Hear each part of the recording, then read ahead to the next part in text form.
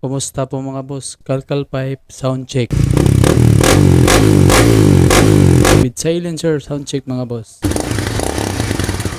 Kung isa kang riders na gumagamit ng mga aftermarket na tambutso or calcal pipe, lalo na dito sa Cebu o LTO Region 7, matik may impound ang motor mo at may penalty na 5,000 pesos. Kaya panoorin mo ang video na ito hanggang dulo para malaman mo kung magkano at saan pwede magpagawa ng silencer sa mga aftermarket na tambutso at sa mga calcal pipe. For today's video ay papunta na ako para magpagawa ng silencer. Sound check muna tayo mga boss.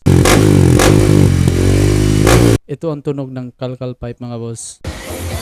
Nandito na pala ako ngayon sa paggawaan ng mga muffler. Nagmamodify din sila ng mga stock pipe. Gumagawa din sila ng mga stainless elbow, silencer at kung gusto mo na ibalik ang stock pipe na tunog ng motor mo, ay ito ang sagot sa problema mo mga boss. Sa dulo ng video mga boss, malalaman mo kung magkano at kung saan ito mga boss. Pero para mas makatipid ako, silencer lang ang pinagawa ko. Ito na mga boss, sinusukatan na po ang tambutso. Napakasulit talaga magtrabaho dito, worth it ang paghihintay mo. Hindi ka magsisisi sa binayad mo mga boss. So ito na ang may silencer sound check natin mga boss.